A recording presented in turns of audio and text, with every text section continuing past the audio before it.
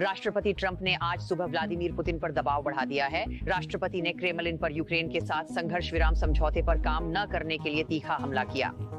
फिर वह कहते हैं कि व्लादिमीर पुतिन आग से खेल रहे हैं और यह भी कहते हैं कि अगर वह न होते तो रूस के साथ बुरी घटनाएं पहले ही हो चुकी होती।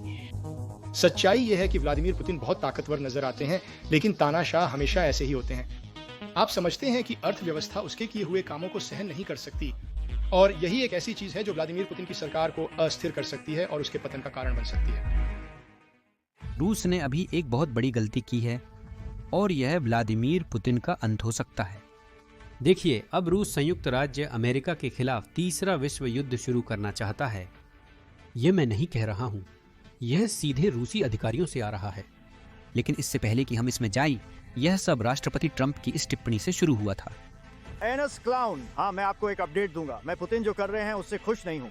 वो बहुत सारे लोगों को मार रहे हैं और मुझे नहीं पता पुतिन को आखिर हुआ क्या है। और मैं उन्हें बहुत समय से जानता हूँ, हमेशा उनके साथ अच्छे संबंध रहे हैं, लेकिन अब वो शहरों में रॉकेट भेज रहे हैं और लोगों को मार रहे हैं और मुझे ये बिल्कुल पसंद नहीं है। ठीक है, हम बातचीत के बीच में हैं और वो कीव और दूसरे शहरों में रॉकेट दाग रहे हैं। मुझे ये बिल्कुल पसंद नहीं है। मिस्टर प्रेसिडेंट, आप इसके बारे में क्या कहना चाहते हैं? मैं हैरान हूँ, मैं बहुत हैरान हूँ। हम देखेंगे कि हम क्या करने वाले हैं। मैं आपको क्या बताऊँ, आप तो फेक न्यूज हैं, है ना? आप पूरी तरह से फेक हैं। अच्छा, कोई और सवाल?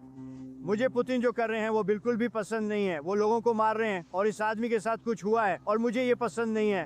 वैसे ये साफ है कि रूसी बॉट्स पूरे अमेरिकी सोशल मीडिया पर फैले हुए हैं और हमें 100% पता है कि रूसी सरकारी अधिकारी हमारे चैनल पर ध्यान दे रहे हैं। आप लोग जानना चाहते हैं कि मुझे ये कैसे पता है। दरअसल रूस के पूर्व राष्ट्रपति ने हमें ट्विटर पर ब्लॉक कर दिया है क्योंकि हमने रूस और उनके बारे में वीडियो बनाए हैं।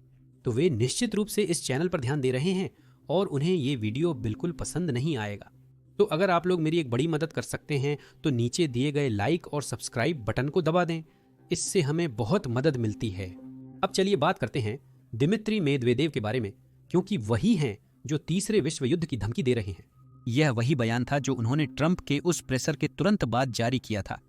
ट्रंप के उन शब्दों के बारे में जिसमें उन्होंने पुतिन पर आग से खेलने और रूस के लिए बहुत बुरी चीजें होने की बात कही थी। मुझे सिर्फ एक ही बहुत बुरी चीज पता है, तीसरा विश्व युद्ध। मुझे उम्मीद है कि ट्रंप इसे समझते हैं। अब यहाँ जो हो रहा है वह सीधा है। ट्रंप ने रूस की मदद करने की कोशिश की। ट्रंप ने उन्हें इस युद्ध से बाहर निकलने के लिए एक जीवन रेखा देने की कोशिश की जिसमें वे बुरी तरह हार रहे हैं। पिछले 3 वर्षों में उन्होंने मुश्किल से कोई प्रगति की है और वे हर दिन 1500 से अधिक सैनिक खो रहे हैं। रूसी अर्थव्यवस्था बुरी हालत में है, लेकिन ऐसा लगता है कि पुतिन आगे बढ़ने के लिए पूरी तरह अड़े हुए हैं। ये वही है जो राष्ट्रपति ट्रंप ने कुछ दिन पहले ट्वीट किया था। व्लादिमीर पुतिन यह नहीं समझते कि अगर मैं न होता तो रूस के साथ बहुत सारी बुरी चीजें पहले ही हो चुकी होती। मेरा मतलब है वाकई बहुत बुरी। वह यहाँ आग से खेल रहे हैं और अंदाजा लगाओ क्या, पुतिन को अब कुछ ऐसा झटका लगने वाला है जिसकी उन्हें बिल्कुल उम्मीद नहीं थी।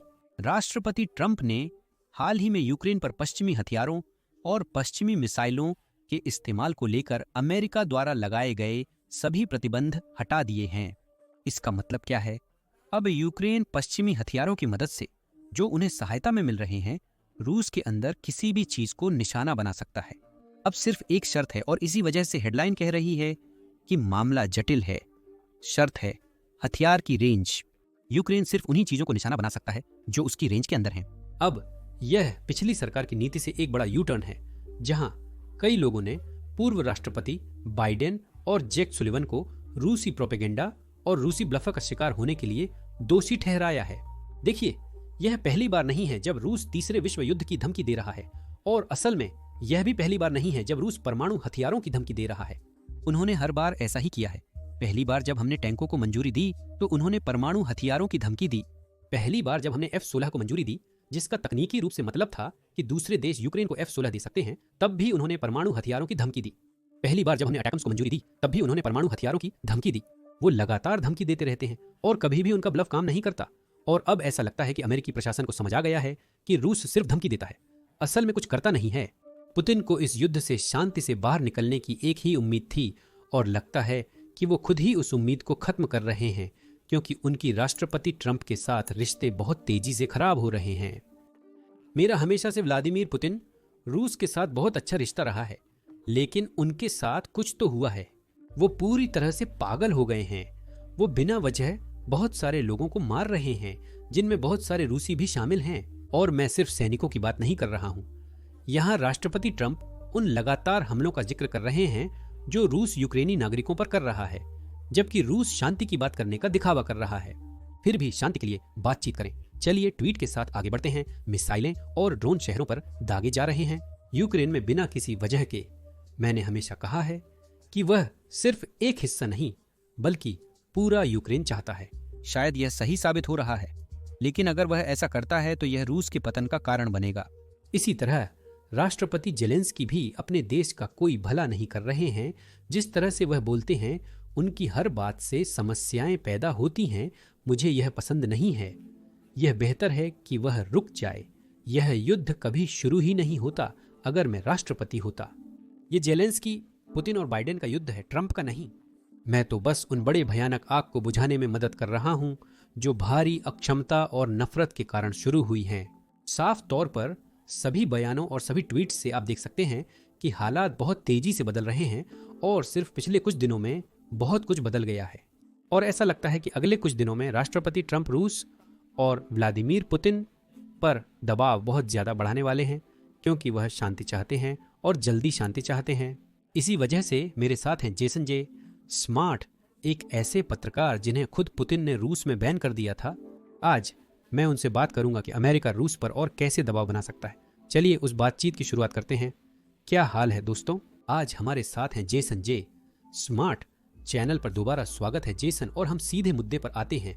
पहला सवाल, मुझे यकीन है आपने डोनाल्ड ट्रंप को पुतिन और रूस के बारे में बयान देते देखा होगा, और ऐसा लगता है कि जब उन्होंने पद संभाला था उस समय की तुलना में अब उनकी राय काफी बदल गई है। तो आपको क्या लगता है कि अब ऐसा क्यों हो रहा है? आपके हिसाब से उन्हें पुतिन को इस तरह उजागर करने के लिए किस चीज ने मजबूर किया?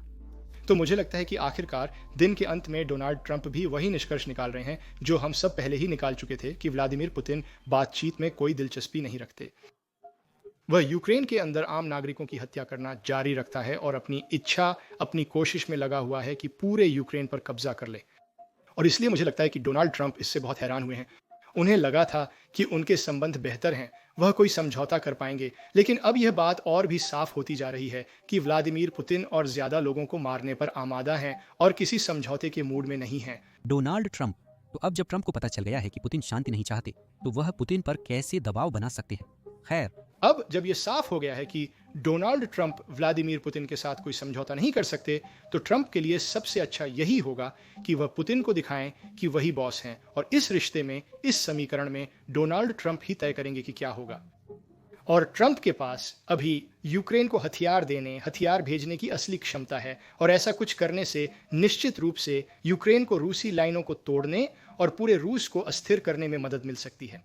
अब यह एक राजनीतिक फैसला है। पिछला व्हाइट हाउस पुतिन की सरकार को अस्थिर करने से डरता था, लेकिन अगर ट्रंप इसका डर खो देते हैं या कहते हैं कि उन्हें इसका कोई डर नहीं है, तो हम वाकई सब कुछ उलट सकते हैं। और अगर हमने रूस पर पर्याप्त आर्थिक, राजनीतिक और सैन्य दबाव डाला, तो पुतिन की सरकार को गिरा सकते हैं। और यह कुछ बहुत वास्तविक है जिसे डोनाल्ड ट्रंप हासिल कर सकते हैं। खैर, चूंकि आपने यह बात उठाई, मैंने आपका वीडियो देखा और मुझे लगता है कि वह YouTube पर सबसे बेहतरीन वीडियो में से एक था। और आपने बताया कि कैसे पुतिन वास्तव में रूस में सत्ता पर अपनी पकड़ खो रहे हैं। शायद आप हमें उन बातों के बारे में थोड़ी और जानकारी दे सकते हैं जिनके बारे में आपने चर्चा की थी। हाँ, ये बिल्कुल सही है। बात यह है, व्लादिमीर पुतिन बहुत ताकतवर नजर आते हैं, लेकिन तानाशाह हमेशा ऐसे ही होते हैं। वो दूर से बहुत ताकतवर लगते हैं, लेकिन जब आप करीब से देखते हैं तो आपको एहसास होता है कि उनकी अर्थव्यवस्था उनके कामों को संभाल नहीं सकती। और मुझे लगता है कि उन्हें रूस के अंदर हालात कितने खराब हैं, इस बारे में गलत जानकारी दी गई है। हकीकत यह है कि असली महंगाई दर करीब 30% है, मुख्य ब्याज दर 21% है। हम देख रहे हैं कि बहुत बड़ी संख्या में लोग देश छोड़कर भाग गए हैं, और अब और भी लोग देश छोड़ने की कोशिश कर रहे हैं। राष्ट्रीय बजट का एक बहुत बड़ा हिस्सा सेना को जाता है, और ये सब तेल से होने वाली आमदनी से समर्थित है, जो जल्द ही सूख सकती है अगर अमेरिका अपने नए प्रतिबंध बहुत जल्दी लागू कर देता है, जिसकी अगुवाई सीनेट में रिपब्लिकन कर रहे हैं, जो कह रहे हैं कि चलिए उन देशों के पीछे चलते हैं जो रूसी तेल खरीदते हैं, और वो हैं चीन और भारत। अगर वे उनके पीछे जाते हैं तो यह रूसी राष्ट्रीय बजट का 38% काट सकता है। ये बहुत बड़ी बात है और यही वह चीज है जो बहुत हद तक पुतिन शासन को अस्थिर कर सकती है और उसके पतन का कारण बन सकती है। बिल्कुल, तो यह समझ में आता है और फिर से मैंने देखा है कि आप रूस को लगभग कई दशकों से फॉलो कर रहे हैं, है ना? लगभग अपनी आधी जिंदगी। यही वह जगह है जहां मुझे चीजें समझ में नहीं आती। रूसी अर्थव्यवस्था संघर्ष कर रही है ना? हमें यह पता है, लेकिन ऐसा लगता है कि ट्रंप एक ऐसे नेता थे जो वास्तव में पुतिन और रूस को एक जीवन रेखा देने के लिए तैयार थे। वह दोनों देशों के बीच संबंधों को खोलने के लिए तैयार थे। वह एक आर्थिक साझेदारी चाहते थे। तो पुतिन ऐसा क्यों नहीं कर रहे हैं? मतलब वह क्या सोच रहे हैं? इस युद्ध में उनका उद्देश्य क्या है कि वह रूसी अर्थव्यवस्था को बचाना नहीं चाहते? इस समय यह बहुत स्पष्ट रूप से दिखाता है कि व्लादिमीर पुतिन हकीकत से कट चुके हैं। उन्हें समझ नहीं आ रहा कि हालात कितने खराब हो गए हैं। और हम यह बहुत सारी बातों से जानते हैं, सिर्फ हाल ही में नहीं। याद कीजिए, कुछ साल पहले जब प्रिगोजिन वैगनर ग्रुप के मुखिया सरकार को गिराने के लिए मॉस्को की ओर बढ़ने की कोशिश कर रहे थे, यह बहुत स्पष्ट था कि व्लादिमीर पुतिन को यह एहसास नहीं था कि सेना के भीतर समस्याएं हैं। फिर भी हर कोई, मेरा मतलब है हर कोई, इस बात की चर्चा कर रहा था कि प्रिगोजिन हफ्तों से रक्षा मंत्री और सेना प्रमुख को धमका रहे थे और कह रहे थे कि वह कुछ ऐसा कर सकते हैं। तो व्लादिमीर पुतिन ने इसे आते हुए क्यों नहीं देखा? उन्हें जो जानकारी मिलती है वह बहुत छनी हुई होती है। उन्हें यह समझ में नहीं आता कि आर्थिक स्थिति कितनी गंभीर है और न ही रूसी सेना के लिए सैन्य स्थिति की गंभीरता का अंदाजा है। तो जैसे जैसे स्थिति खराब होती जाती है, उनके आसपास के लोग अपनी अपनी सत्ता की कुर्सी बचाने की पूरी कोशिश कर रहे हैं, क्योंकि असल में उन्हें सिर्फ इसी बात की परवाह है और वे उनके लिए या देश के सर्वोत्तम हित के लिए कुछ भी नहीं कर रहे हैं, न ही उन्हें यह बताने की कोशिश कर रहे हैं कि असल में क्या हो रहा है। और इसी वजह से वे गलत फैसले ले रहे हैं और हर दिन उन्हीं गलत फैसलों पर अड़े हुए हैं। अब ट्रंप के ट्वीट्स और वीडियो प्रेस कॉन्फ्रेंस के बाद हमें रूस की तरफ से भी कुछ प्रतिक्रिया मिली, है ना? और हमारे पास रूस के पूर्व राष्ट्रपति मेदवेदेव की भी प्रतिक्रिया है, जो मूल रूप से कह रहे थे कि रूस तीसरा विश्व युद्ध शुरू कर सकता है। अब क्या यह वाकई में संभव है? चीन इस बारे में कैसा महसूस करेगा? इस समय रूस का सबसे बड़ा समर्थक कौन है? अगर चीन नहीं होता तो रूस का काम तमाम हो जाता। तो क्या रूस के पास ऐसा करने की कोई ताकत है? तो दिमित्री मेदवेदेव, जो कि पूर्व राष्ट्रपति हैं, उन्होंने पिछले कुछ सालों में 50 से भी ज्यादा बार परमाणु सर्वनाश या तीसरे विश्व युद्ध की धमकी दी है। यह एक आम तरीका है, लेकिन वो ऐसा क्यों करते हैं? चलिए एक सवाल पूछते हैं और इसका जवाब बहुत सीधा है। रूसी संचार प्रणाली में जहां उनकी सरकार काम करती है, इस तानाशाही व्यवस्था में राष्ट्रपति यानी पुतिन कभी भी ऐसा कुछ नहीं कहते। वो कभी भी खुलेआम धमकी नहीं देते और न ही किसी के बारे में सीधे तौर पर अपमानजनक टिप्पणी करते हैं। डोनाल्ड ट्रंप के विपरीत, जिन्होंने पुतिन को पागल कहा था, पुतिन कभी भी उसी तरह जवाब नहीं देंगे। इसके बजाय उनके पास ऐसे लोग हैं जो उनके लिए ये काम करते हैं और यहीं पर हमारे पास मेदवेदेव हैं। मेदवेदेव सामने आते हैं, इस तरह के बयान देते हैं और बहुत बड़ी बड़ी धमकियां देते हैं। और रूसी टीवी पर प्रचारक लगातार ये कहते रहते हैं कि रूस युद्ध में संयुक्त राज्य अमेरिका को हरा सकता है, जब ये जरूरी भी नहीं होता। यही खेल वे हमेशा खेलते हैं। पुतिन कोशिश करते हैं कि शांत दिखें, ऐसा दिखाते हैं जैसे वे इन सब झगड़ों से ऊपर हैं और वे बाकी लोगों को, मेदवेदेव जैसे अटैक डॉग्स को, ये बेहुदा दावे करने देते हैं। हकीकत यह है कि रूस किसी भी तरह से विश्व युद्ध 3 या परमाणु युद्ध शुरू करने की स्थिति में नहीं है। मुझे लगता है कि हम यह देख सकते हैं, अगर कोई भी युद्ध को फॉलो कर रहा है। जब राष्ट्रपति बाइडेन ने ATACMS को मंजूरी दी और यूके ने स्टॉर्म शैडो को मंजूरी दी, तो रूस कह रहा था, मुझे लगता है खुद पुतिन ने कहा था कि इसका मतलब होगा कि रूस और अमेरिका युद्ध में हैं। अब वे वही बात कह रहे हैं, क्योंकि ऐसा लगता है कि जर्मनी टॉरस भेजने की तैयारी कर रहा है। क्या अब गणना थोड़ी बदल जाती है, क्योंकि जर्मनी भी मिसाइलें भेज रहा है? बिल्कुल, रूस के लिए हालात बस और खराब होते जा रहे हैं और इस चरण में ऐसा लगता है कि उन्हें जर्मनों से टॉरस मिसाइलें मिल सकती हैं। रूसियों के लिए अपनी जनता को यह समझाना और भी मुश्किल होता जा रहा है कि पश्चिम में मतभेद हैं और वे उन्हीं मतभेदों, उन्हीं दरारों पर काम करने की कोशिश कर रहे हैं ताकि पश्चिम में ऐसे लोग मिल सकें जो इस बात से सहमत हों कि युद्ध रोकने का समय आ गया है। ये बात अब और भी स्पष्ट होती जा रही है कि पश्चिम के लोग, जैसे कि जर्मन, यूक्रेन को और अधिक हथियार देने का बहुत समर्थन कर रहे हैं। और कुल मिलाकर जब हम देखते हैं कि रूसी जनता इंटरनेट पर क्या खोज रही है, तो हमें दिखता है कि वे जो कुछ हो रहा है उससे दिन ब दिन और भी निराश होते जा रहे हैं। उनकी नज़रों में ये सारी बातें इस बात के संकेत हैं कि मैं कभी नहीं चाहता कि मेरा बेटा रूसी सेना में जाए। ये बहुत बड़ा जोखिम है और इसी तरह का दबाव वह वजह है कि रूसी सेना के भीतर हम इसके टूटने के सारे संकेत देख रहे हैं। तो आपको क्या लगता है कि रूसी रणनीति क्या है? उनका अंतिम लक्ष्य क्या है? मुझे पता है कि बातचीत में उन्होंने क्रीमिया के अलावा 4 ओब्लास्ट की मांग की थी, लेकिन क्या ऐसा कुछ है जिसे अमेरिका कभी भी उस दावे का समर्थन करता नहीं दिखता? क्योंकि यहां तक कि जेड डॉडी वॉन्स, जिन्हें मैं प्रशासन में सबसे ज्यादा यूक्रेन विरोधी व्यक्ति कहूंगा, उन्होंने भी कहा कि रूस को कुछ मिलने वाला नहीं है। उनके पास एक अनुबंध है, वे युद्ध में जीत हासिल नहीं कर पाए हैं, तो उनका वास्तविक लक्ष्य क्या है? हकीकत यह है कि रूस का लक्ष्य युद्ध की शुरुआत से ही नहीं बदला है। वे अब भी मानते हैं कि बाकी यूक्रेन पर कब्जा करना उनके लिए वास्तविक है, और जो वे अभी बातचीत की पेशकश कर रहे हैं वह सिर्फ समय खरीदने के लिए है। रूसियों की तरफ से इस समय युद्ध को लेकर कोई ईमानदार रुचि नहीं है। व्लादिमीर पुतिन एक बार फिर वह बहुत गलत जानकारी में हैं और मानते हैं कि समय उनके पक्ष में है, और अगर वह लड़ाई जारी रखते हैं, भले ही वह हर दिन 1500 तक सैनिक खो रहे हैं, फिर भी उन्हें लगता है कि वे जीत जाएंगे। और अब जो भी लोग इसे दूसरी तरफ से देख रहे हैं, वे कहते हैं कि रूस ऐसा करने का जोखिम नहीं उठा सकता। एक बार फिर न तो आर्थिक रूप से और न ही सैन्य रूप से क्या यह इतना स्थिर है कि जारी रह सके। और यह तथ्य कि यह ईरानी ड्रोन और उत्तर कोरियाई मिसाइलों पर इतनी अधिक निर्भर है, यह एक बहुत अच्छा संकेत है कि उनके पास खुद को इस युद्ध के लिए हथियार बंद करने की भी अपनी आंतरिक रणनीति नहीं है। जीतने की बात तो छोड़ ही दीजिए। और ठीक यही हमें आखिरी सवाल की ओर ले जाता है। रूस वास्तव में हथियारों और सैनिकों के लिए ईरान और उत्तर कोरिया पर निर्भर है, और इस पूरे युद्ध को फंड करने, सैनिकों को वेतन देने, हथियार खरीदने के लिए चीन और भारत पर निर्भर है। सीनेट में जो बिल है जो प्रतिबंधों से जुड़ा है, उसके आने से यह सब कैसे बदलेगा?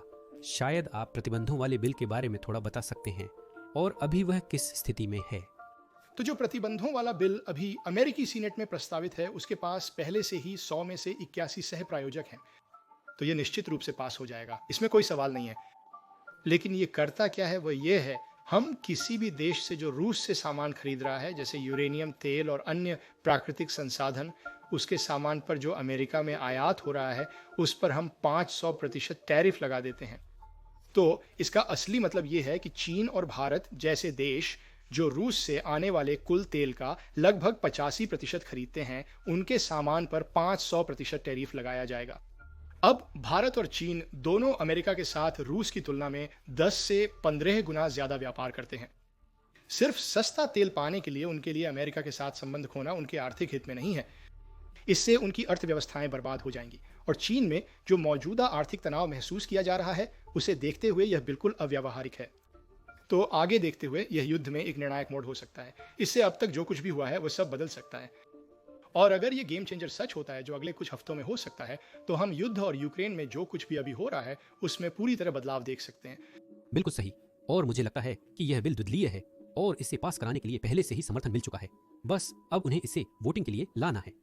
ये निश्चित रूप से पास हो जाएगा। मेरा मतलब है 81 सीनेटरों के साथ इसे पास कराने में कोई दिक्कत नहीं होगी।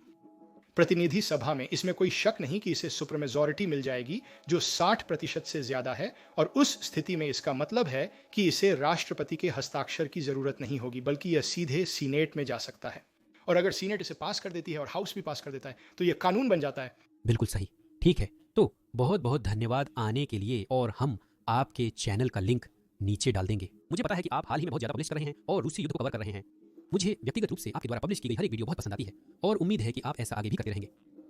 धन्यवाद। मैं इसकी सराहना करता हूँ। एक रूसी महिला रो रही है कि अब ड्रोन मॉस्को क्षेत्र पर हमला कर रहे हैं और उसके घर के पास एक विस्फोट हुआ। हालांकि ऐसी प्रतिक्रिया दुर्लभ है, क्योंकि ज्यादातर रूसी रूस में होने वाले विस्फोटों पर खुश होते हैं। ये उस युद्ध के परिणाम हैं जिसे रूस ने शुरू किया था, और सब कुछ किसी भी तरीके से रोका जा सकता है। रूस को बस इतना करना है कि वह अपनी सेना यूक्रेन से वापस बुला ले और यूक्रेनियों की हत्या करना बंद कर दे। वैसे खार्कीव में कई घंटों से धमाकों की आवाजें सुनी जा रही हैं। यह 3 दिन पहले की बात है, यानी 27 मई। क्या हो रहा है? मुझे अभी कुछ भी समझ नहीं आ रहा है। यह मेरे घर के बिल्कुल पास आकर गिरा। यह तो किसी बुरे सपने जैसा है। यह किस तरह का डरावना मंजर है? वहां सब कुछ पूरी तरह से ढह गया। यह सचमुच पहली एंट्रेंस से टकराया। अब रूसी अधिकारी वही पुराना सहानुभूति कार्ड खेल रहे हैं जो वे हमेशा खेलते आए हैं। वे कह रहे हैं कि वे यूक्रेन पर हमला कर रहे हैं क्योंकि यूक्रेन रूसी शहरों पर हमला कर रहा है, जैसे कि मॉस्को, जैसा कि हमने अभी देखा। लेकिन असलियत में यह बिल्कुल सच नहीं है। रूस ने यह युद्ध 2014 में शुरू किया था। फिर पुतिन पूरी तरह पागल हो गए और फरवरी 2002 में पूरी तरह से आक्रमण शुरू कर दिया, और अब रूसी शहर उस आक्रमण की कीमत चुका रहे हैं। जहां तक बयान की बात है तो ट्रंप कैमरे पर बयान नहीं देते, लेकिन वो अब भी खुद सोशल मीडिया पर लिखते हैं कि पुतिन आग से खेल रहे हैं, कि रूस बिना वजह यूक्रेन में ड्रोन भेज रहा है। ट्रंप वहां बहुत कुछ कहते हैं और बेशक हम सब कुछ पढ़ते और उसका पालन करते हैं, लेकिन हम अक्सर इस नतीजे पर पहुंचते हैं कि ट्रंप को यूक्रेन रूस टकराव के संदर्भ में असल में क्या हो रहा है इसकी पूरी जानकारी नहीं है। खास तौर पर उन्हें इस बात की जानकारी नहीं है कि यूक्रेन रूस के खिलाफ शांतिपूर्ण रूसी शहरों के खिलाफ लगातार बड़े पैमाने पर आतंकवादी हमले कर रहा है। ट्रंप को सिर्फ उन जवाबी कदमों के बारे में पता है जो हम उठा रहे हैं, और वह पूरी तरह से नहीं समझते कि हम केवल सैन्य बुनियादी ढांचे या रक्षा उद्योग की सुविधाओं को ही निशाना बना रहे हैं। रूस ने यह युद्ध उसी भ्रम के साथ शुरू किया था जिस भ्रम के साथ नाजियों ने द्वितीय विश्व युद्ध शुरू किया था। नाजियों को लगता था कि वह सबको बमबारी करेंगे और कोई उन्हें बमबारी नहीं करेगा। तो बताइए क्या हुआ?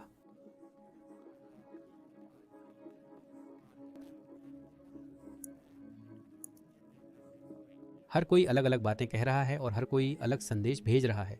रूसी सरकारी मीडिया ने राष्ट्रपति ट्रंप के बयान के बाद यही कहा। यह है आरटी रशिया टुडे, जो मूल रूप से पुतिन के नियंत्रण में है। राष्ट्रपति ट्रंप ने मॉस्को को चेतावनी दी, दावा किया कि रूस ने बहुत बुरे परिणामों से केवल उन्हीं की वजह से बचाव किया।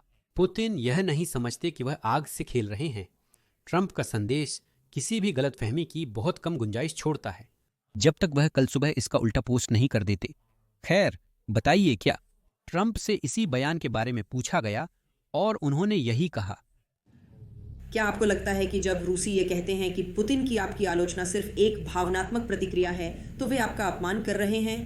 और क्या आप अब भी मानती हैं कि पुतिन वास्तव में युद्ध समाप्त करना चाहते हैं?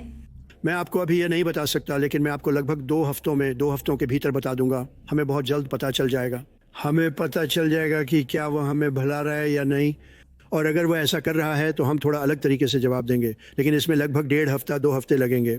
हमारे पास मिस्टर विटकॉफ यहाँ हैं जो शानदार काम कर रहे हैं और इस समय उनसे बहुत मजबूती से निपट रहे हैं। ऐसा लगता है कि वे कुछ करना चाहते हैं, लेकिन जब तक दस्तावेज पर हस्ताक्षर नहीं हो जाते मैं आपको नहीं बता सकता, कोई भी नहीं बता सकता। मैं इतना कह सकता हूँ कि मैं बहुत निराश हूँ। जो कुछ रात पहले हुआ, जहाँ लोगों की हत्या कर दी गई, उस समय जब आप इसे बातचीत कह सकते हैं, मैं इससे बहुत निराश हूँ, बहुत निराश हूँ।